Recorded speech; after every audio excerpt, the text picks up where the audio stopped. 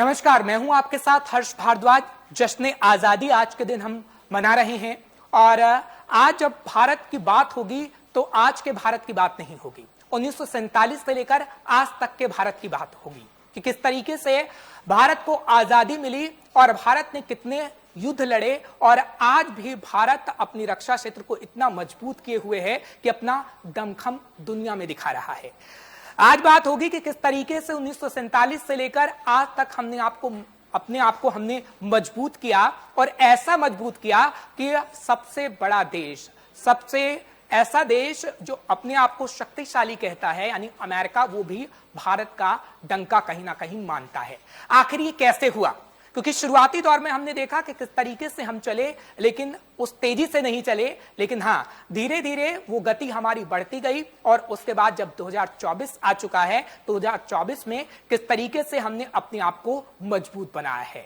आजादी का जश्न जब हम मना रहे हैं तो कुछ खास मेहमान भी हमारे साथ मौजूद हैं और इस जश्न में उन्हें भी सराबोर करते हुए ये जानने की कोशिश करेंगे कि कैसे हम विश्व शक्ति की ओर बढ़ रहे हैं, अपने रक्षा क्षेत्र को मजबूत कर रहे हैं। और चलिए फिर शुरुआत करते हैं। खास मेहमानों का सबसे पहले स्वागत करते हैं। संजय कुलकर्णी साहब इस वक्त मेरे साथ मौजूद हैं, रक्षा विशेषज्ञ के तौर पर। कुलकर्णी साहब, आपका बहुत बहुत स्वागत है, आपने समय निकाला, श्रेष्ठ भारत पर आप जुड़े हैं। नेवी कमांडर रणजीत राय इस वक्त मेरे साथ जुड़े हैं, रक्षा विशेषज्ञ के तौर पर। सर, आपका बहुत बहुत स्वागत है, आपने श्रेष्ठ भारत पर समय निकाला। इसी तरीके से रवि गुप्ता साहब, पूर्व वैज्ञानिक, डीआरडीओ से मेरे साथ जुड़े हुए हैं। रवि गुप्ता साहब, आपका बहुत बहुत स्वागत है, आपने श्रेष्ठ भारत के लिए समय निकाला है। कुलकर्णी साहब, सबसे पहले मैं आप ही के पास आ रहा हूं। 1947 का वो दौर सर हर कोई जानता है, जब हमें आजादी मिली थी, सीना गर्व से चौड़ा हो गया था। लेकिन उसके बाद जब वो तारीख आई, जब हमने देखा कि कबालियों ने किस तरीके से आक्रमण किया, उसके बाद भी हमने अपनी ताकत दिखाई, 62 में अपनी ताकत दिखाई, फिर ऐसे करते करते हमने कई बार ताकत दिखाई, लेकिन साहस कभी भी हमने अपने आप को पीछे नहीं हटने दिया, ना हमारा साहस डोला, क्योंकि हमारा मनोबल भी बहुत बखूबी था और साथ ही साथ हमारी सेनाएं का कोऑर्डिनेशन भी इतना था जो दिखाता है कि आज हम आजाद भारत में बैठे हैं, आज हम आपके साथ प्रोग्राम कर रहे हैं, इसी वजह से, क्योंकि आप लोगों का सहयोग था, इसी वजह से कि हमारे सैनिकों ने शहादत बॉर्डर पर दी है। कुलकर्णी साहब, सबसे पहले तो स्वतंत्रता दिवस की बहुत बहुत शुभकामनाएं आपको। शुरुआत 1947 से ही करते हैं। जय हिंद और स्वतंत्रता दिवस की सभी दर्शकों को शुभकामनाएं। इसमें कोई शक नहीं कि 1947 से आज लगातार जिस प्रकार से भारत धीरे धीरे करके उस सक्षम और समृद्ध हुआ है, उसका श्रेय मुझे लगता है फाउंडिंग फादर्स को जाता है, क्योंकि जिस प्रकार से उन्होंने हर हमेशा उन सेकेंड वर्ल्ड वॉर के बाद जिसमें तकरीबन 20 लाख सैनिकों ने भाग लिया भारत के, और जब आजादी का वक्त आया तो तकरीबन 4-4.5 लाख के आसपास फौज हो गई, और जब देश का विभाजन हुआ तो फिर तकरीबन 1.5 लाख फौज जो थी वो पाकिस्तान में गई और बाकी हिंदुस्तान में रही। तो ऐसे शुरुआत के साथ, और खासकर जिस प्रकार से पाकिस्तान शुरू से ही अपने नापाक हरकतों के लिए उसने अपने आप को साफ जाहिर किया, कबालियों के द्वारा उसने कश्मीर में घुसने की कोशिश की, और हर हमेशा जिस प्रकार से हमारी फौज ने तुरंत, और जितना भी समय था, 26 अक्टूबर 1947 को जब इंस्ट्रूमेंट ऑफ एक्सेशन साइन किया महाराजा हरि सिंह जी ने, उसके बाद जिस प्रकार से फौज कश्मीर घाटी में उतरी और जिस प्रकार से श्रीनगर में फर्स्ट लैंडिंग हुआ 27 अक्टूबर 1947, और सब कोई जानता है कि कबालियों द्वारा वो जो सोच थी पाकिस्तान की कि वो ईद मनाएंगे कश्मीर श्रीनगर में, वो अब उसे पूरी हरकतों को हमने नाकामयाब किया और पूरी श्रीनगर की घाटी को बचाया। जम्मू कश्मीर में आज जो भी भाग हमारे पास है वो पूरा श्रेय फौज को जाता है। एयरफोर्स ने जिस प्रकार से लैंडिंग की ट्रूप्स को श्रीनगर में, जबकि वहां पे जो एयरपोर्ट था वो सिर्फ घास थे और सिर्फ मट्टी, और उसके ऊपर लैंड करके इतने सारे जवानों को उतारना, और उसके बाद जिस प्रकार से पहला बैटल ऑफ बडगाम हुआ जिसमें मेजर सोमनाथ शर्मा को पहला परमवीर चक्र मरणोपरांत दिया गया, जिस प्रकार से कल राय ने जिस प्रकार से बारामूला और में गए, किस प्रकार से सीख के ट्रूप्स उतरे, फोर्ट कुमाऊं किस प्रकार से भाग गया। तो मुझे लगता है सबको मालूम है कि 1947 से लेकर के आज तक नापाक हरकतें, जिस प्रकार से पाकिस्तान लगातार एक आतंकवादी देश बनकर के उभरा है और लगातार तब से लेकर के आज तक आतंकवादियों का ही सहारा लेकर के पाकिस्तान जगा है और अभी भी अपने आप को एक ही अगर उसके पास अगर कामयाबी है तो पूरे विश्व भर में आतंक फैलाने की। तो मुझे लगता है उसको देखते हुए और जिस प्रकार से हमने पाकिस्तान के साथ तो 1947 के बाद 1965 की लड़ाई, फिर 1971 की लड़ाई, फिर उसके बाद सियाचिन, उसके बाद फिर कारगिल, तो लगातार और उसके बाद से जिस प्रकार से 1971 की लड़ाई में पाकिस्तान के 90,000 से ज्यादा सैनिकों ने आत्मसमर्पण किया, लेकिन अभी तक पाकिस्तान जो है सबक नहीं सीखा और वो आतंक का ही सहारा लेकर के भारत के अंदर दखलंदाजी दे रहा है। तो मैं कहूंगा कि भारत ने लगातार तब से आज तक जिस प्रकार से मॉडर्नाइजेशन, जिस प्रकार से ट्रेनिंग, जिस प्रकार से तीनों सर्विसेज को एक सुदृढ़ बनाना, जिस प्रकार से इक्विपमेंट ट्रेनिंग लेकर के विश्व भर में अपने ख्याति प्राप्त करना, पूरे विश्व भर में ज्वाइंट ट्रेनिंग करना, सब जगह के ट्रुप्स भारत में आते हैं, हम लोग भारत के बाहर जाते हैं। तो मुझे लगता है एक बहुत लंबा सफर और जिसने भारत को एक ऐसे मकाम पर जा पहुंचा है कि भारत की आर्थिक स्थिति विश्व में 5वें नंबर पर है, तो उसी के बराबर की टक्कर और उसी के बराबर को सुधारने और समृद्ध रखने की जिम्मेवारी फौज की है और फौज बखूबी उसको निभाने में लगी है। बिल्कुल, और ये सफर आसान नहीं रहा है सर, बहुत मुश्किलों भरा रहा है और जिस तरीके से सफर हमने देखा है आजाद भारत का, काबिले तारीफ भी है। मैं आपके पास आ रहा हूं रवि गुप्ता साहब, क्योंकि 1958 का वक्त भी हमें याद करना होगा, जब कई देशों ने तो अपनी चीजों को बनाना शुरू कर दिया था, छोटे छोटे देशों ने, लेकिन रक्षा उपकरणों पर हम दूसरे देशों पर ही निर्भर रहे। और जब हम अमेरिका के पास गए, कई देशों के पास गए, तो मना तक कर दिया गया कि नहीं भैया, हमारे पास तो ये पार्ट्स भी नहीं है जो आप मांग रहे हैं। लेकिन फिर हमने शुरुआत की एक छोटी सी, और वो छोटी सी शुरुआत ऐसी बन गई कि हम मिसाइल तक बना रहे हैं। जी हाँ, सबसे पहले तो मैं दर्शकों को स्वतंत्रता दिवस की बधाई देना चाहता हूँ। जय हिंद, वंदे मातरम। बेशक हमने जब आज़ादी हमें मिली थी उस समय हमारे देश में ना तो कोई औद्योगिक आधार था, ना ही रक्षा विज्ञान के क्षेत्र में हमारे पास कोई जानकारी थी जी। और हमने जो शुरुआत की बहुत ही हम्बल शुरुआत हुई, बिल्कुल एक जीरो आधार से चलते हुए आज हम यहाँ तक पहुंचे हैं कि हम विश्व के जो बड़े आयातक देश हैं उस लिस्ट से हट करके और हम अब एक बड़े निर्यातक देश बनने की ओर अग्रसर हैं। लेकिन ये जर्नी कोई आसान नहीं थी। बिल्कुल, जब हम जो टेक्नोलॉजी हम बनाते भी हैं अगर रक्षा के लिए, तो उस टेक्नोलॉजी को बनाने के लिए हमें इंडस्ट्री चाहिए और वो इंडस्ट्री का आधार हमारा बिल्कुल जीरो था जब हमें आज़ादी मिली थी। वो लेकिन धीरे धीरे हमने हमने इस दिशा में काम किया। मैं आपको बताना चाहूंगा कि सन 60 के दशक में भारत में DRDO ने पहला मिसाइल बनाया था, एंटी टैंक मिसाइल, जो 400 से अधिक जिसकी फायरिंग की गई थी। लेकिन कुछ कारणों से सरकार, उस समय की सरकार ने आयात करना बेहतर समझा। जी जी, हेलो जी, आवाज आ रही है, आप अपनी बात को रखिएगा सर। हाँ, आवाज आ गई है? अच्छा, मेरा पास चला गया ये। हाँ, ठीक है। तो वो कुछ कारण से आयात करना बेहतर समझा और उसके साथ ही चलते चलते हम एक आयात पर निर्भर होते चले गए। एक के बाद एक हम सिस्टम को इम्पोर्ट ही करते चले आए और काफी हद तक जो हमारी अपनी कैपेबिलिटी थी, क्षमताएं जो धीरे धीरे विकसित हो गई थी, तो उनको सरकारों ने इतना महत्व नहीं दिया। और एक सबसे बड़ा जो मैं मानता हूँ एक बड़ी कमी रही हमारी तरफ से कि जो हमारे निजी क्षेत्र थे, सन 2001 तक हमारे निजी क्षेत्र को रक्षा विज्ञान के क्षेत्र में, रक्षा के जो प्रोडक्शन के क्षेत्र में, मैन्युफैक्चरिंग के क्षेत्र से बिल्कुल वंचित रखा गया। ये कहा गया कि शायद ये हम इन पर डिपेंड नहीं कर सकते, लेकिन मेरा मानना यह है कि ये गलत था। और जब हम जो भी सामान हम बाहर से इंपोर्ट करते हैं, आयात करते हैं, वो सभी वहाँ उन देशों की जो प्राइवेट इंडस्ट्रीज हैं, निजी क्षेत्र हैं, वहीं बनता है। तो मेरे समझ में नहीं आता कि क्यों हमने अपने निजी क्षेत्र को रक्षा क्षेत्र से वंचित रखा। बट बहरहाल 2001 में इस कमी को सुधारा गया NDA 1 के समय में, और अब जो मैं देखता हूँ पिछले 10 सालों में बहुत बहुत हमने इस दिशा में काम किया है।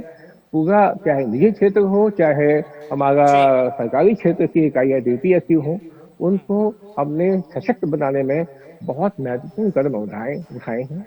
और यही कारण है कि आज से 10 वर्ष पूर्व जहां हम लगभग एक दशक से जी। विश्व के सबसे बड़े आयातक के रूप में थे, और आज हम लाखों करोड़ रुपए का सामान हम अपने देश में बना पा रहे हैं। इस साल जो गत वर्ष का बीता है, उसमें हमारी जो डिफेंस प्रोडक्शन की जो वैल्यू है वो 1,30,30,000 के आसपास पहुंच चुकी है और बहुत जी। तेजी से आगे बढ़ रही है। सरकार ने इस दिशा में बहुत नई नई एक क्रांतिकारी कदम उठाए हैं, जैसे कि आईडेक्स और टीडीएस। ये जी। दो ऐसी बड़ी जी। योजनाएं हैं जिसमें कि कोई भी, चाहे वो डीपीएसयू हो, चाहे वो आपका प्राइवेट सेक्टर इंडस्ट्रीज हो, चाहे छोटी हो बड़ी हो, एक single one man owned private company हो, ये जो स्कीम है सरकार की, ये इनोवेशन को प्रमोट करती है, अपने ही जी। देश में जी। इन चीजों को बनाने के को प्रमोट करती है, बढ़ावा देती है। और जिसके चलते बहुत तेजी से समय बदल रहा है। हम ऑलरेडी, हम जो रक्षा विज्ञान से संबंधित तकरीबन सभी क्षेत्रों में, केवल मिसाइल ही नहीं, मिसाइल में तो हम बिल्कुल। बहुत बिल्कुल। अग्रणी हैं। हम पूरी तरह से संपूर्ण रूप से from beginning to end, you can say end to end supply chain के साथ साथ हम 100% सक्षम हो चुके हैं, पूरी तरह आत्मनिर्भर हैं। बिल्कुल। और और इसका बाकी के क्षेत्रों में भी हमारी आत्मनिर्भरता बहुत तेजी से बढ़ रही है। हमने तेजस एयरक्राफ्ट बनाया है जो दुनिया के जी। अपनी जी। श्रेणी का बेहतरीन फाइटर एयरक्राफ्ट है। हमने परमाणु शक्ति से चलने वाली पनडुब्बी बनाई है जो जी। अपने देश में बनी है, और किसी देश पे हम इसके लिए निर्भर नहीं है। इसका एक एक कल पुर्जा हमने अपने देश में बनाया है, इंक्लूडिंग जो न्यूक्लियर रिएक्टर है वो हमारे देश में बीएआरसी ने बनाया है, डिपार्टमेंट ऑफ एटॉमिक एनर्जी के सौजन्य से बनाया गया है। जी। उसमें लगने वाले जी। तमाम मिसाइल्स भारत के हैं, टॉर्पीडोज भारत के हैं। तो इस तरह से बहुत बड़ा एक हमारा अचीवमेंट रहा है पिछले स्वतंत्रता से लेकर के आज तक। कुछ अप एंड डाउन होते रहे हैं, लेकिन आज हम बहुत तेजी से पूरी तरह आत्मनिर्भर बनने की ओर बढ़ रहे हैं। और मैं एक बात और कहना चाहता हूँ, जी। देखिए जी। हमारा जो डिफेंस रक्षा बजट है, जो अगर देखा जाए, हम अगर अपने आस पड़ोस में जो हालात हमारे बनते रहे हैं उसको देखा जाए तो हमें कुछ कम लगता है, क्योंकि जी। हम चारों तरफ से इस समय दुश्मनों से घिरे हुए हैं, पाकिस्तान हो, चीन हो, और जो और हालात हमारे पूर्व में भी बनते आ रहे हैं। जी। और अगर और थोड़ी दूर जाएं तो साउथ चाइना सी में बहुत एग्रेशन का माहौल इस समय है, मिडिल ईस्ट इस समय जल रहा है। तो इस हालात को देखते हुए, लेकिन एक बात ये भी मैं कहूंगा कि जो रक्षा बजट हमारा है वो आत्मनिर्भरता के ऊपर बल देने के कारण उसकी जो वैल्यू है वो बढ़ जाती है। हमें एक बिल्कुल। बात नहीं भूलनी चाहिए कि जब हम कोई सामान अपने देश में बनाते हैं, अपने देश में बना हुआ सामान हम खरीदते हैं, उसको इस्तेमाल करते हैं, तो क्या होता है कि वो जो हम धन इन रक्षा के लिए हम जो स्पेंड करते हैं, व्यय करते जी। हैं, वो हमारे ही देश में रहता है और हमारे देश की जीडीपी को बढ़ाने में वो सहयोग दे रहा है। तो जैसे इस बार हमारा 1,72,000 करोड़ के कैपिटल बजट में से 1,05,000 करोड़ का बजट केवल हमने निजी क्षेत्र, जो हमारे स्वदेशी कंपनियां हैं, जी। जी। उनसे माल खरीदने के लिए रखा है। तो मैं समझता हूँ कि हम बहुत तेजी से पूरी तरह आत्मनिर्भर बनने के लिए दिशा में अग्रसर हैं और बिल्कुल। देश को सशक्त बना रहे हैं हर गुजरते दिन के साथ। बिल्कुल। और इसका एग्जाम्पल भी कहीं ना कहीं मैं आपको बताता हूं, क्योंकि हम कई कंपनीज में जाते हैं सर। मैं तो कम से कम 12, 13 या 24 कंपनी में गया हूं जो ड्रोन्स बनाती हैं, रोबोट्स बनाती हैं, और आप यकीन नहीं करेंगे कि 80% जो उसमें मटेरियल लगा होता है वो इंडिया का होता है। मैं हैरान रह जाता हूं, क्योंकि 6-7 साल पहले जब मैं उस कंपनी में जाया करता था तो 40%, 50% उसमें बस पार्ट्स लगे होते थे, और वो कहते थे कि जी हमें पैसा गवर्नमेंट से नहीं मिलता है। लेकिन अभी अच्छी बात है कि जो स्टार्टअप यूथ करना चाहता है तो उसका गवर्नमेंट हेल्प भी कर रही है, और इसी वजह से रक्षा क्षेत्र हमारा मजबूत हो रहा है। दूसरा एग्जांपल ये है, जहां तक आपने आयात निर्यात की बात की, तो हम देख रहे हैं कि फिलीपींस ने कैसे ब्रह्मोस को लिया और अब वो चाइना के खिलाफ उसे इस्तेमाल करने वाला है। तो ये अचीवमेंट है हमारी, और इसे ही देखकर हमें कहीं ना कहीं गर्व होता है। कुलकर्णी साहब, मैं आपके पास आता हूं, क्योंकि अब की भी वर्तमान की भी बात करेंगे, क्योंकि भारत के पास तो दुनिया की चौथी सबसे ताकतवर सेना है।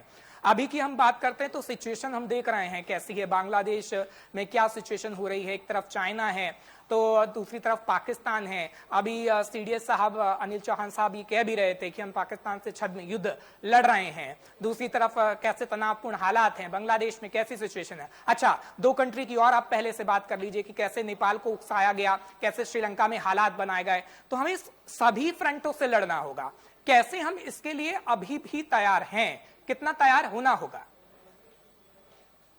देखिए, भारत जो है एक पुरानी सभ्यता है और एक पुरानी सभ्यता होने के नाते भारत के इर्द गिर्द जितने भी देश हैं ये पूरा किसी जमाने में भारत के ही भाग थे, अब हमारे ही भाई बंधु थे, अब टूट करके अलग अलग देश बन गए हैं।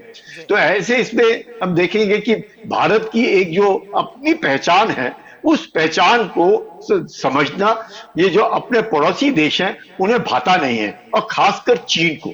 ये एक हमेशा बड़ा मैं कहूंगा आइडेंटिटी क्राइसिस है कि उन्हें बढ़ते भारत देखा नहीं जाता है। और बाकी जो हमारे ही सिबलिंग्स जैसे बोलते हैं, जैसे पाकिस्तान हुआ, बांग्लादेश हुआ, अब म्यांमार हुआ, अफगानिस्तान हुआ, नेपाल हुआ, ये सारे भारत के ही भाग थे, धीरे धीरे करके अलग होते गए। तो ऐसे इसमें अभी जब भारत ने जिस प्रकार से जब भारत आजाद हुआ और इंग्लैंड जब वापस गए ये सारे अंग्रेज, तो सारा कुछ खाली करके लगे, मतलब भारत के पास कुछ रहा नहीं। वहां से शुरुआत करना और ऐसे मकाम पर जा पहुंचना, भारत में एक पूरे सक्षम भारत है। भारत में किसी चीज की कमी नहीं है, चाहे कैपिटल हो, दिमाग हो, मेहनत करने की क्षमता हो, सब कुछ है भारत के अंदर। और यही कारण है ये आज भारत उस मकाम पर जा पहुंचा। अब देखते हैं धीरे चीन को ले लीजिए। अब चीन क्या चाहता है? चीन अगर हम देखें तो 1977 तक भारत के बराबर या थोड़ा पीछे था। तो 1977 के बाद एक चीन लोकतंत्र नहीं है, चीन एक कम्युनिस्ट देश है। तो उन्होंने जो सोचा उनके लीडर ने उसके माफिक चीन चलता रहा और आज उस मकाम पर जा पहुंचा है कि वो यूनाइटेड स्टेट्स को टक्कर दे रहा है। अब पाकिस्तान देखिएगा, शुरुआत से पाकिस्तान ने अच्छा किया लेकिन आतंक का सहारा लिया और अब पाकिस्तान एक ऐसी आर्थिक स्थिति पर पहुंच गया है कि कुछ भी नहीं कर पा रहा है, तो आतंक फैलाने में लगा हुआ है। उसे वो भारत का उभरता हुआ देखा नहीं जाता है।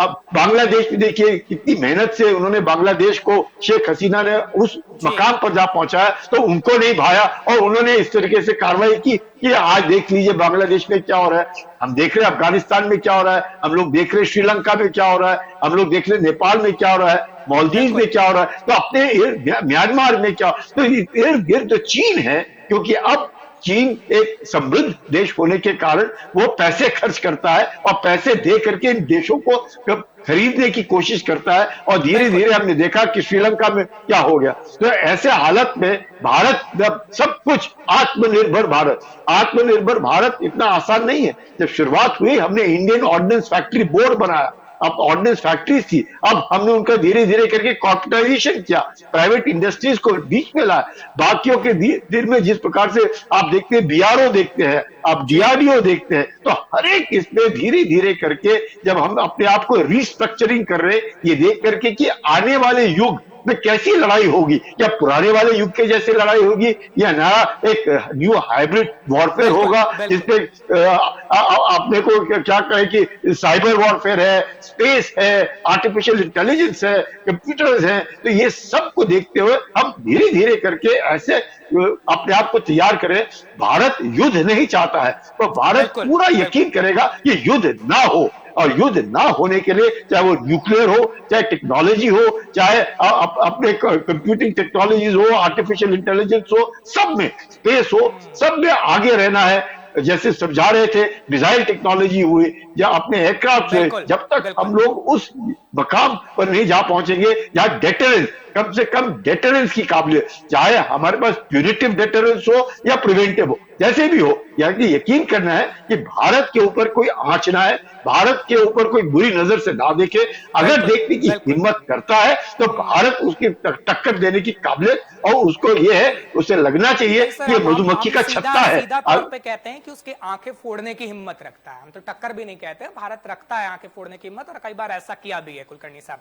मैं आपके पास आता हूं, दो खास मेहमान और हैं हमारे साथ, उनका भी स्वागत कर लेते हैं। दिलीप त्रिवेदी जी हैं, पूर्व डीजी सीआरपीएफ, सर आपका बहुत बहुत स्वागत है, श्रेष्ठ भारत पर आप आए हैं। साथ ही साथ पीके मिश्रा साहब हैं, डीजी बीएसएफ पूर्व, आपका भी बहुत बहुत स्वागत है पीके मिश्रा साहब। सबसे पहले दिलीप त्रिवेदी जी, मैं आपके पास आता हूं, फिर रणजीत सर के पास भी जाऊंगा। दिलीप जी, क्या कहेंगे, क्योंकि अभी हम बॉर्डर की बात कर रहे हैं इस वक्त, और जो हालात हैं उसमें हमने देखा उसकी जो तस्वीरें आ रही वो सही नहीं है, लेकिन हाँ, हम सक्षम हैं और पूरी तरीके से सक्षम आज से नहीं है, 1947 से सक्षम है। लेकिन जो बॉर्डर एरिया की जो हम सिचुएशन देख रहे हैं उसको लेकर आप खास तौर पर क्या कहेंगे, क्योंकि अभी जो बयानात आ रहे हैं, जो हम क्वेश्चंस पूछते हैं आर्मी के लोगों से और बीएसएफ या सीआरपीएफ से, तो कहते हैं हालात पूरी तरीके से कंट्रोल में है और आगे भी कंट्रोल रहेंगे। हाँ, देखिए, मैं तो 7 साल के करीब मैंने बीएसएफ में भी काम किया है, तो मेरे को ये बॉर्डर सिचुएशंस की भी अच्छी खासी जानकारी है सीआरपीएफ के अलावा जी। तो देयर इज नो डाउट, इसमें कोई डाउट नहीं है कि हमारे देश को अनफॉर्चुनेटली कुछ ऐसे नेबर्स मिल गए हैं जिनकी वजह से हम लोगों को कुछ ना कुछ प्रॉब्लम बनी रहती है। बट ऐसी कोई प्रॉब्लम नहीं है, अनसरमाउंटेबल प्रॉब्लम नहीं है कि इसको डील नहीं किया जा सकता।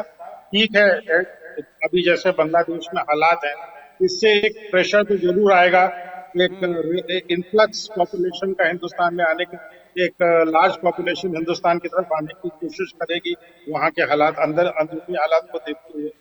बट हमारा जो बीएसएफ की गाड़ी, हमारी जो बॉर्डर गार्डिंग फोर्स है बीएसएफ, वो काफी सक्षम है इस मैटर को डील करने के लिए, और मेरे को नहीं लगता कि इसको लेकर ऐसी कोई बहुत बड़ी मेजर प्रॉब्लम आनी है। ठीक है, on the ground little bit हम लोगों को अपना नट बोल्ट टाइट करने होंगे, कुछ देखना होगा, कुछ रीलोकेट करनी होंगी, सब डिप्लॉयमेंट को थोड़ा सा रीलोकेट करना होगा, जो ज्यादा सेंसिटिव एरिया है, जहाँ ज्यादा इजी इन्फिल्ट्रेशन हो सकता है, उसको बेटर प्रोटेक्ट करना होगा। But by and far it is not a insurmountable problem, and BSF has grown over the years. बहुत एरिया अब फेंस हो गया है, वेस्ट में तो ऑलमोस्ट पूरा ही वेस्ट फेंस हो गया है, ईस्ट में काफी हद तक फेंसिंग हो गई है, इससे भी हम लोगों को काफी मदद मिलती है इन्फिल्ट्रेशन रोकने के लिए। बट चैलेंजेस हैं, मानसून का टाइम है, नदियां तूफान में हैं, और काफी नदियां भारत से बांग्लादेश में फ्लो करती हैं, उनके ऊपर किसी किस्म का बैरियर बनाना मुश्किल है, तो इसलिए ये लोग थ्रू रिवर इन्फिल्ट्रेशन ऐसे कई अच्छा, ठीक है, सिचुएशन हो सकती आपने हैं। यहाँ पर सर प्रेशर की बात कही है, मैं इस सवाल को पीके मिश्रा साहब से लेता हूँ। पीके मिश्रा साहब, जो सर कह रहे हैं कि प्रेशर, एक प्रेशर, अभी हमने देखा है कि कुछ चीजें ऐसी कश्मीर के अंदर भी हुई थी जब कुछ पाकिस्तान से लोग आए, हालांकि पूरी कंफर्मेशन इसकी नहीं थी, लेकिन ये कहा गया कि उसी की वजह से 2 अधिकारियों पे गाज गिरी, उनका ट्रांसफर हुआ, ऐसी बातें सामने आई थी, वो खबर हमने दिखाई भी थी। लेकिन क्या वाकई एक प्रेशर है, क्योंकि अभी हम देख रहे हैं कि जब बांग्लादेश में सिचुएशन हुई तो एनएसए साहब भी बैठे, अमित शाह साहब भी बैठे, अभी अल्पसंख्यकों को लेकर एक मीटिंग भी हुई, तो बाकायदा वहां की अंतरिम सरकार को बयान देना पड़ा अल्पसंख्यकों। तो क्या हमारे पास जो प्रेशर है उसको बिल्डअप करके हम कुछ ना कुछ ऐसी चीजें कर रहे हैं ताकि हम तो सुरक्षित रहें ही, और आगे आने वाले समय में नौबत ऐसी ना आए कि हमें कोई खतरा हो? बिल्कुल, मैं क्लियरली बताना चाहता हूं, बांग्लादेश बेशक मिनी पाकिस्तान अब बन चुका है, चाइना के लिए, यूएसए के लिए, पाकिस्तान के लिए, लेकिन यह ज्यादा खतरा नहीं बन सकता है भारत के लिए। भारत एक चौथा शक्तिशाली देश पूरा वर्ल्ड में है, और बीएसएफ का डिप्लॉयमेंट जो है बांग्लादेश बॉर्डर में बहुत ज्यादा है।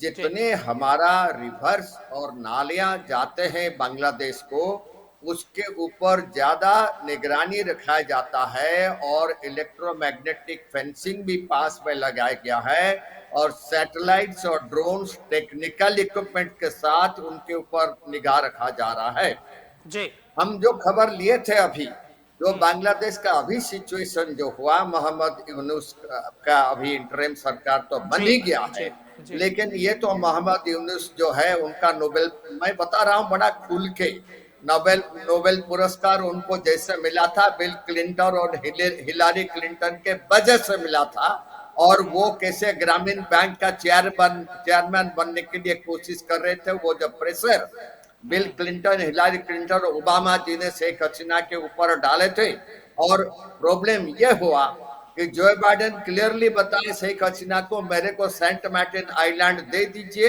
नहीं तो आपको इसका परिस्थिति झेलना पड़ेगा। वो तो बात अलग है, पाकिस्तान में ये बांग्लादेश में तख्ता पलट हो गया, लेकिन हमारा 1.31 करोड़ हिंदूज हैं और उनके ऊपर अभी भी जो है प्रताड़ना चल रहा है। काफी मंदिर भी जल गया है और काफी हिंदू के घर में आग लगा दिया गया है। और मैं जो खबर लिया था पेट्रापोल बॉर्डर से, डोकी बॉर्डर से, मुर्शिदाबाद बॉर्डर से, जलंगी बॉर्डर से, करीमपुर बॉर्डर से, चंद्राबंधा बॉर्डर से, शीतलकुची बॉर्डर से, ये सभी बॉर्डर के अपोजिट हजारों के तादाद में हिंदू शरणार्थी आए हैं भारत में प्रवेश करने के लिए, लेकिन बीएसएफ का डिप्लॉयमेंट के लिए उनको आने दिया नहीं जा रहा है। और क्योंकि उनके साथ जो है रोहिंग्याज और जमातीज भी प्रवेश करेंगे। दूसरे हम ये बता रहे हैं कि जो चीज बांग्लादेश में हुआ ये डायरेक्ट अमेरिका ने किया हुआ है और हमको उसके लिए सजग रहना पड़ेगा और उसके लिए हम तैयार हैं। भारत एक छोटा कंट्री नहीं है कि वहां पर जो भी हो जाए, लेकिन एक चीज है हम बताना चाहते हैं, जो आर्मी चीफ जो जनरल है वहां पर बांग्लादेश के और DG border guard of Bangladesh है, उनके ऊपर स्ट्रेट प्रेशर डालना चाहिए कि आपको हिंदू जो है बांग्लादेश में हिंदू जो है उनका प्रोटेक्शन करना ही पड़ेगा, नहीं तो इसके लिए आप संभल जाइए।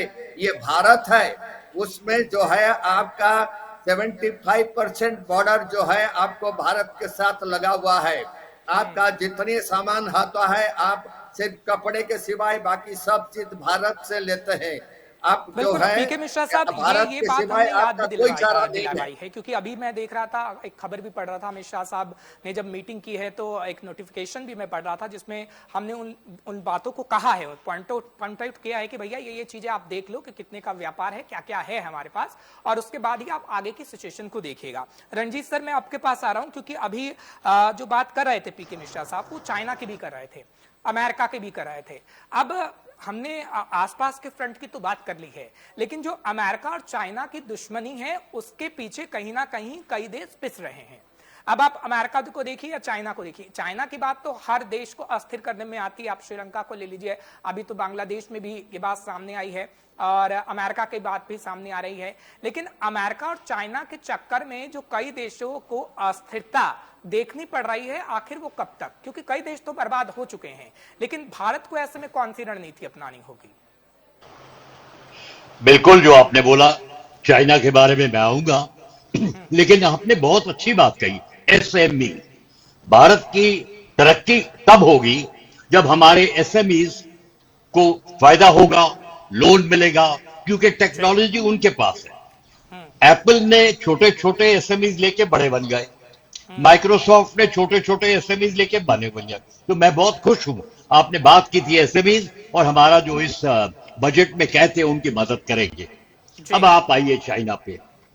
ये स्थिति जो है, ये जो 21st सेंचुरी है, it is a maritime century, ये ओशंस की सेंचुरी है। भारत महासागर, इंडियन ओशन, उसका सेंटर हो गया है, क्योंकि एक तरफ पैसिफिक ओशन है, एक तरफ अटलांटिक ओशन है। चाइना, अमेरिका, इनका टक्कर है। ये हमारी चुनौती हो गई है। हम किस तरफ हैं, हम कैसे ये संभालेंगे? बांग्लादेश की भी बात हुई, बताया आपने क्या हुआ, अमेरिका ने किया, क्या चाइना ने किया होगा, और पाकिस्तान और जमायती और आइसा, तो मैं उससे दूर रहूंगा, क्योंकि हमें विश्वास होना चाहिए कि इस चुनौती में हमारी जो गवर्नमेंट है, हमारे जो प्रधानमंत्री हैं, वो जरूर जो कारोबार करेंगे। इस बड़ी जबरदस्त चुनौती है। बीएसएफ के सामने तो वो 1 लाख लोग खड़े हुए हैं, भारत में हिंदू आने चाहते हैं, अब क्या करेंगे? ये चुनौती की बात हम अपने लीडर्स के हौसला होना चाहिए, विश्वास होना चाहिए कि वो करेक्ट असली फैसला लेंगे।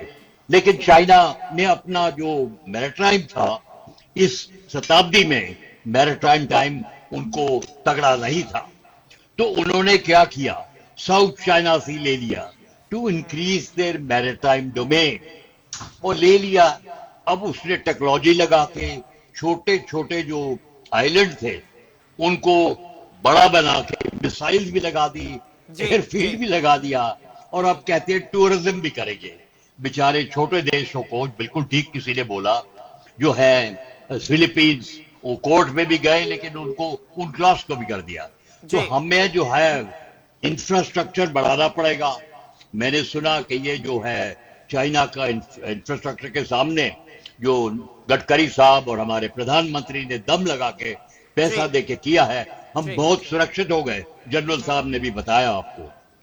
एयरफोर्स की बात किसी ने कही, हमारी एयरफोर्स भी बहुत हो गई है, लेकिन हमें नेवी को बढ़ाना पड़ेगा।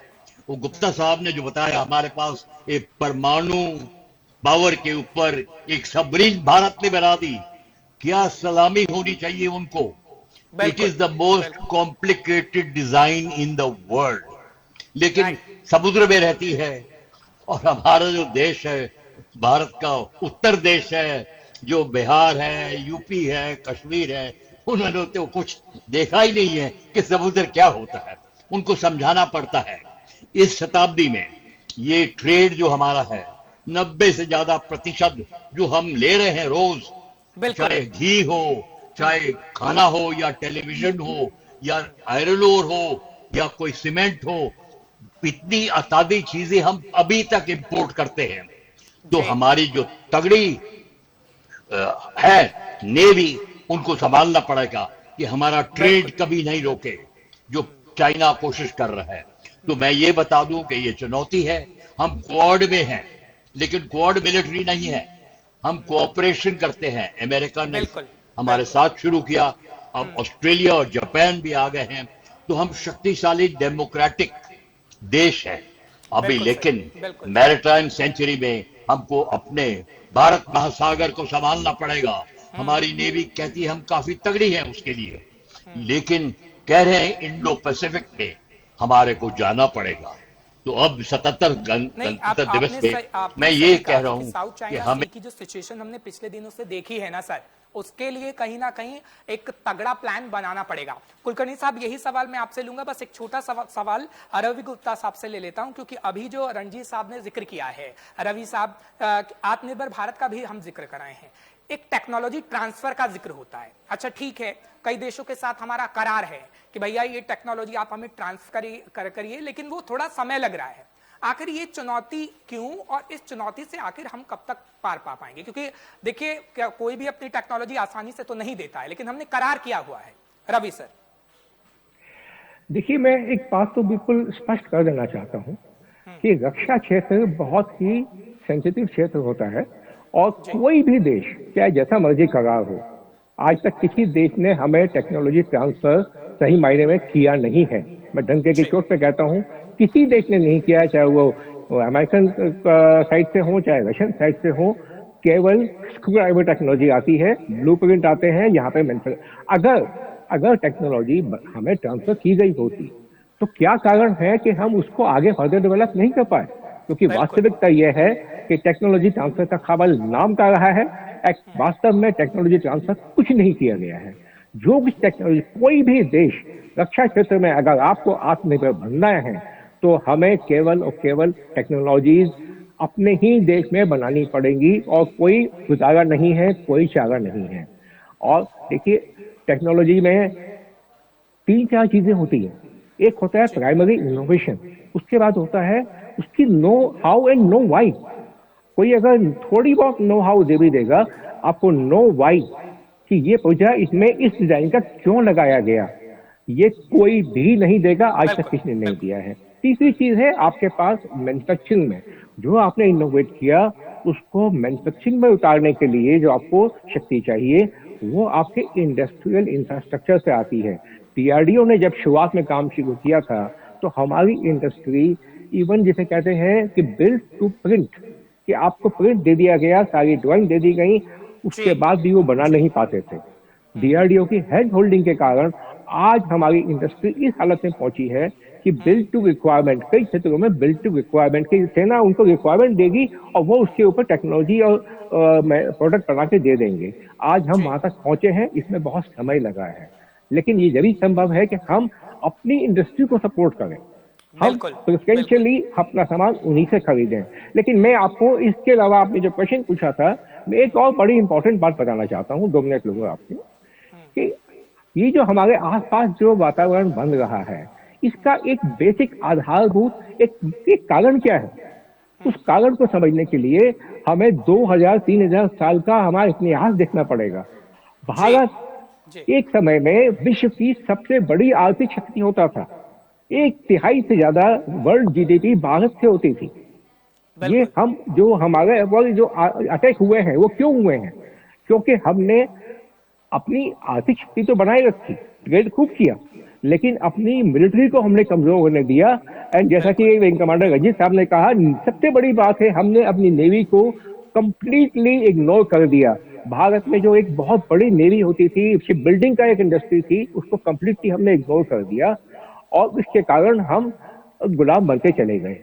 लेकिन एक बात और है, आज तक जितने भी लोगों ने हमारे पर हमला किया, अटैक किया, हमें गुलाम बनाया, मुझे आप एक एग्जाम्पल बता दीजिए कि हमारे देश के गद्दारों के बिना, हमारे देश के गद्दारों को मिलाए बिना हम पे कोई राज नहीं कर सका, चाहे वो इस्लामिक देशों से आए हुए हो, चाहे वो क्रिश्चियन देशों से ब्रिटेन आया हुआ हो, हमें तोड़ के डिवाइड करके ही उन्होंने हमें रूल किया है।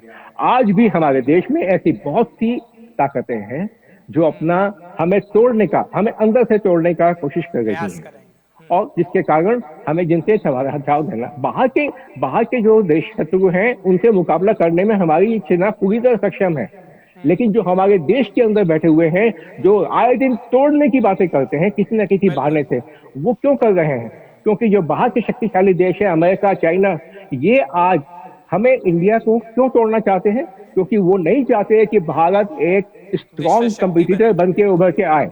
आज अगर भारत एक बड़ी आर्थिक शक्ति बनेगा, इंडस्ट्रियलाइज कंट्री बनेगा, विकसित देश बनेगा, तो उनकी दुकानें बंद हो जाएंगी। क्योंकि हम हमेशा से, आज से नहीं हजारों साल से, हम प्रोडक्ट बेहतरीन से बेहतरीन प्रोडक्ट कम से कम दाम पे बनाने की क्षमता रखते आए। ठीक है सर, और क्षमता रखते भी, और अब हम देख रहे हैं जो आपने निर्यात की बात की थी, किस तरीके से हम उसको बढ़ा रहे हैं, और वो एक एग्जाम्पल के तौर पे है जो अमेरिका भी देख रहा है, क्योंकि अमेरिका को कहीं ना कहीं इससे नुकसान की संभावना है। कुलकर्णी साहब, अब मैं आपके पास आता हूं, फिर सीआरपीएफ पूर्व डीजी और बीएसएफ से भी एक सवाल करूंगा। लेकिन कुलकर्णी साहब, अभी साउथ चाइना सी का जिक्र हो रहा था। अब साउथ चाइना सी में हमने क्या देखा, चीन ने किस तरीके से मालदीव को अपना किया धीरे धीरे। श्रीलंका में आप देखिए कि किस तरीके से नजर बनाने के, सिर्फ भारत पर नजर बनाने के लिए उसने ऐसी स्थिति उपजाई। हालांकि कई ऐसे, हाँ, आप वहां कह सकते हैं कि ऐसी चीजें वहां पर हैं जिससे काफी चीन को फायदा हो सकता है, और वो कहता है कि मेरा है, वो चीज मेरा है, और इसलिए वो वहां पर उन चीजों को अपने तैनात कर रहा है, चाहे पनडुब्बी हो, चाहे कुछ भी हो, और हम देख रहे हैं कि कैसे अपना दायरे को बढ़ा रहा है। अच्छा, अब इससे अमेरिका को भी परेशानी हो रही है, भारत को तो है ही, क्योंकि हम देख रहे हैं कि वर्ल्ड का जो व्यापार होता है वो किस तरीके से उस साइड से हो रहा है। अब मैं सिर्फ चीन की बात करूं तो चीन की काट आखिर कैसे निकाली जाए? क्या हम क्वाड की अभी बात कर रहे थे, क्या हमें सभी देशों को मिलकर एक टेबल पर आना होगा सिर्फ एक देश के लिए? देखिएगा, जैसे कॉमोडर राय साहब बता रहे थे और गुप्ता जी ने भी बताया हम लोगों को, ये देखिएगा, ये जो चाइना है ये अब अपने आप को सेंटर ऑफ यूनिवर्स समझता है, और अगर सेंटर ऑफ यूनिवर्स समझता है तो उसको लगता है कि साउथ चाइना सी जो है वो उसका अपना है, बैकयार्ड है, और यही कारण है ये साउथ चाइना सी में सारे देशों के साथ इसकी अनबन है। और उतना ही नहीं, पैसिफिक को छोड़ के अब इंडियन ओशन में भी है। और अगर आप इसको देखें ध्यान से, कि जिस प्रकार से इंडियन ओशन में उसने अपने आप को धीरे धीरे करके मालदीव में अपना बेस बनाने की कोशिश कर रहा है, जिबूती में उसने अपना बेस बना रखा है, अभी हम्बनटोटा में श्रीलंका के साथ मिलकर के हम लोगों ने देख लिया क्या है, पाकिस्तान के साथ मिलकर ग्वादार में क्या है। अब बांग्लादेश में जब हम देखते हैं वो सेंट मार्टिन आइलैंड्स को लेकर के जिस प्रकार से अमेरिका की अनबन बांग्लादेश के साथ हुई कि भाई ये आइलैंड्स उनको इसलिए जरूरत है बेस के लिए कि वो चीन के ऊपर निगरानी रख सके, क्योंकि चीन जो है वो धीरे धीरे करके चिटागोंग पोर्ट पे अपने सबमरीन लगा रहा है।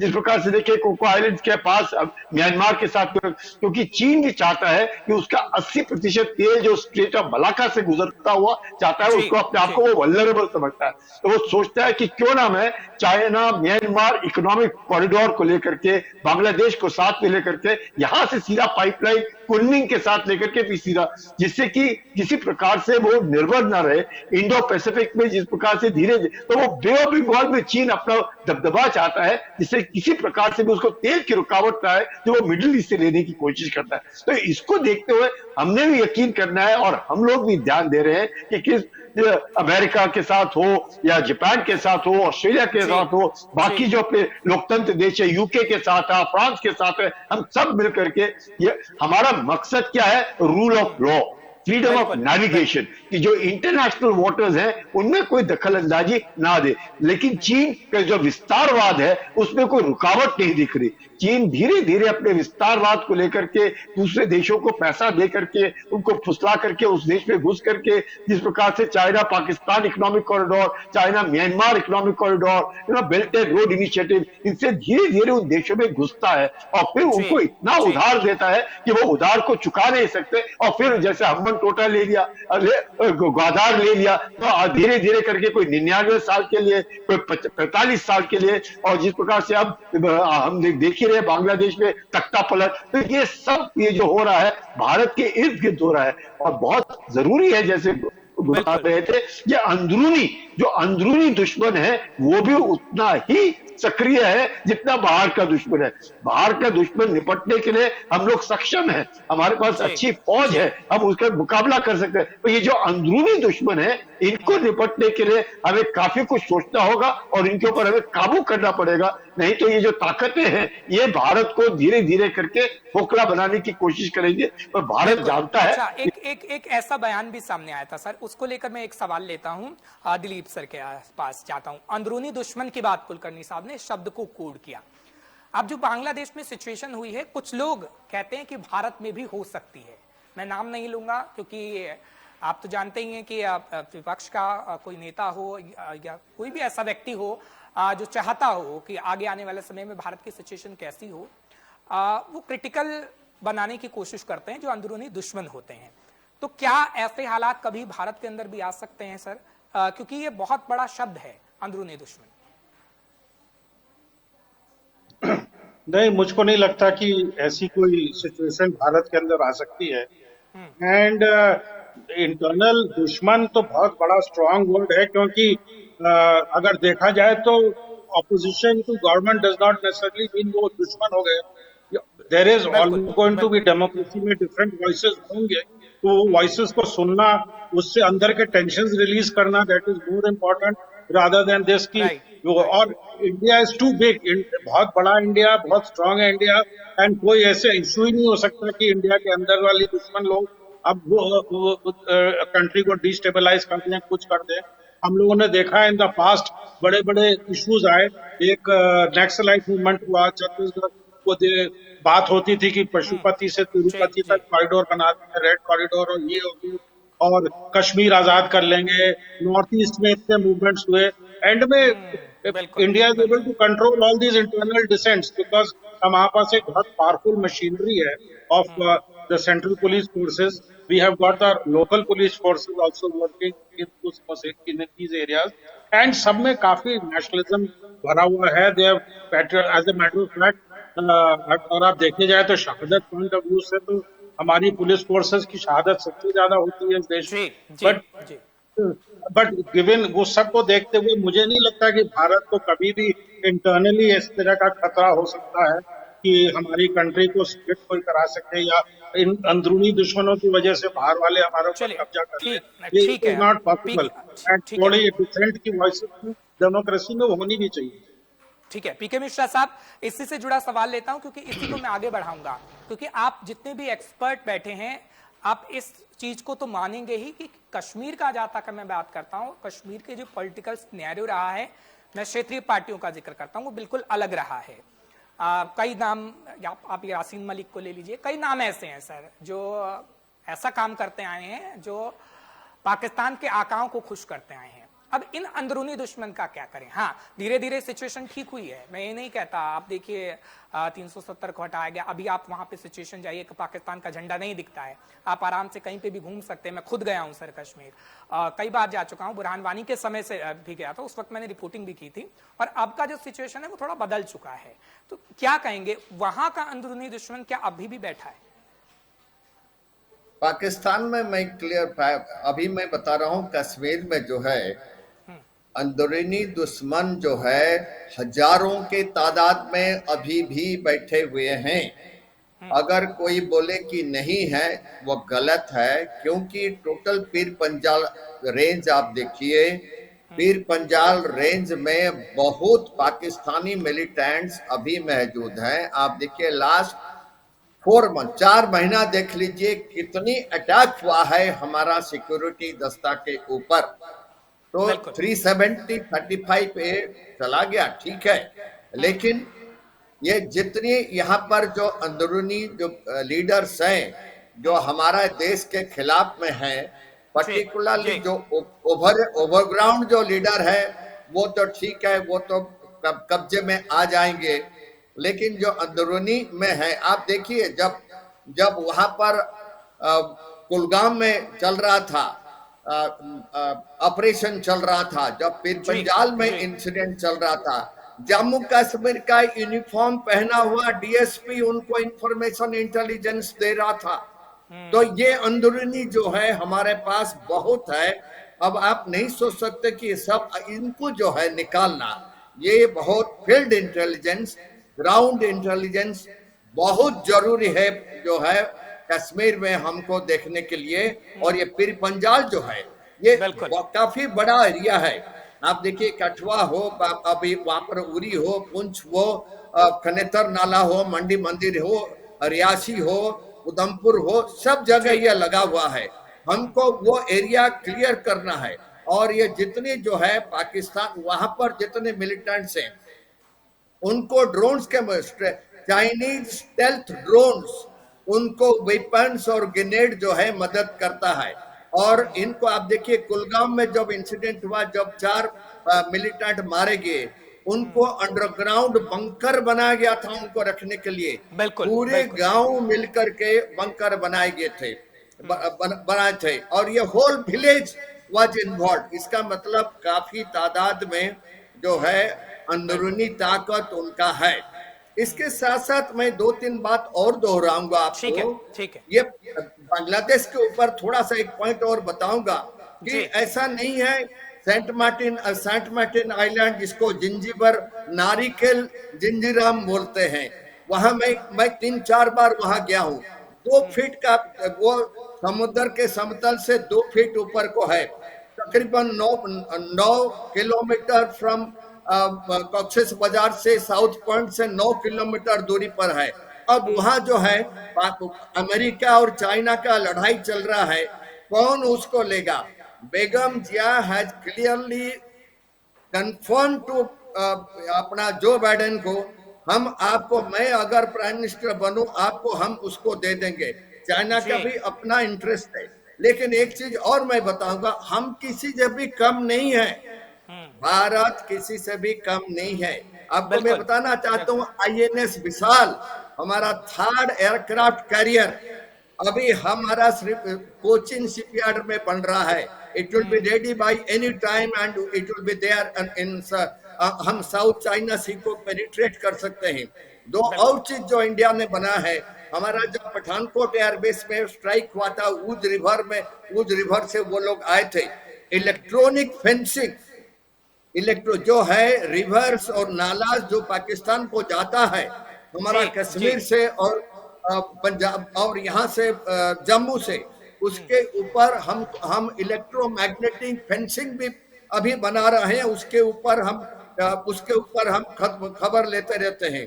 उसके साथ साथ आप देखेंगे जम्मू में, कठुआ में, सांबा में, अखनूर में काफी टनल बनाए थे।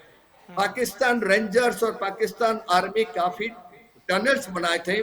Now we are having India अपना DRDO ने and tunnel detection system already बना चुके हैं और इसमें काफी फायदा हो रहा है। हमें पता लग जाता है कहां पर टनल का डिगिंग हो रहा है हमारे अपोजिट साइड में। तो ये सब चीज में हमारा आकाश देखो, हमारा ब्रह्मोस देखो, हम तकरीबन 50,000 करोड़ के एक्सपोर्ट करने जा रहे हैं। यहाँ मैं आपको कहूंगा कि हमें ये कहना चाहिए कि आप हमारा भारत देखो, आप हमारा भारत देखो, ये सब चीज देखो। और भारत कितनी काबिलियत वाला देश पहले से था, अब भी है और आगे भी रहेगा। आप कितनी भी कोई भी रणनीति बना लीजिए, लेकिन भारत सिर्फ बंदूक से ही काम नहीं करता, भारत मनोबल से भी काम करता है और भारत अपने ज्ञान से भी काम करता है। और जब आप लोग ये कहते हैं कि हमारा भारत है, आपका भारत है, तो गर्व और बढ़ता है। और आप लोग जब ऐसे आते हैं, हम बातचीत करते हैं, तो सर बहुत खुशी होती है। और आप लोग आए, आप बहुत खुशी हुई है सर। संजय कुलकर्णी साहब, आपका बहुत बहुत शुक्रिया, आपने समय निकाला है। रणजीत राय सर, आपका भी बहुत बहुत शुक्रिया। दिलीप सर, आपका भी बहुत बहुत शुक्रिया। रवि गुप्ता साहब, आपका भी बहुत बहुत शुक्रिया। और पीके मिश्रा साहब, आपका भी बहुत बहुत शुक्रिया। एक बार फिर से स्वतंत्रता दिवस की आप सभी को बहुत बहुत शुभकामनाएं। तो हमारे खास मेहमान बताने की कोशिश कर रहे थे कि 1947 से अब तक कितना भारत बदला है और आगे भी भारत बदलेगा और अपना दमखम भारत जरूर दिखाएगा। और यूं ही हम जश्न आजादी मनाते रहेंगे। फिलहाल आपसे मुलाकात हम बार बार करते रहेंगे, हर बार करते रहेंगे। आप तमाम खबरों के लिए देखते रहेंगे।